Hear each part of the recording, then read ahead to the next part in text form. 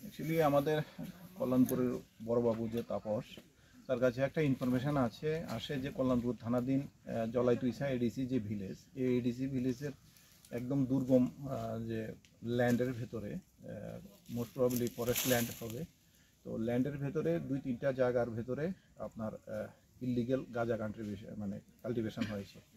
তো তখন ওই ইনফরমেশনের মূলে সে আমার কাছে শেয়ার করে, আমাদের এসপি সাহেবের কাছেও ইনফরমেশনটা শেয়ার করে। তারপরে এসপি সাহেবের কাছে আমরা পর্যাপ্ত পরিমাণ সিআরপিএফ এবং টিএসআর দেওয়ার জন্য বলি।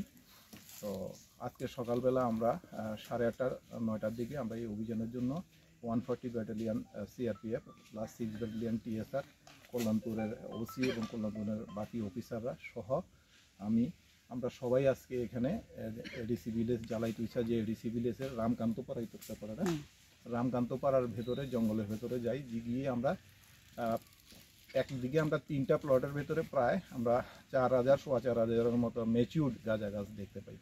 তো সাথে সাথে এইগুলি আমরা ডিস্ট্রাকশন করি। তার পাশাপাশি আমরা আরেকটা স্পটেই অপোজিট, ঠিক রাস্তার অপোজিট ডাইরেকশনে আরেকটা লুঙ্গার ভেতরেও এরকম আমাদের কাছে ইনফরমেশান ছিল।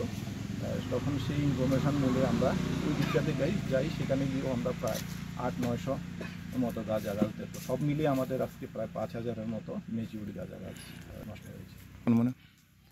এখন বাজার মূল্য তো আপনার অ্যাকচুয়ালি একটা গাঁজা গাছের ভেতরে আমরা যে ম্যাচিউরড গাছ দেখি বা আমাদের অতীতের অভিজ্ঞতা থেকে প্রায় 200-250 গ্রামের মতো আপনার গাঁজা হয়ে যায়। তো সেই দিক থেকে দেখলে প্রায় এটা 1000 কেজির উপরে গাঁজা হয়ে যাবে। 1000 কেজি ড্রাই গাঁজার যদি আজকের দিনে বাজার মূল্য আমরা ধরি, প্রায় এটা 80 লক্ষ টাকার কাছাকাছি হয়ে যাবে। Thank you.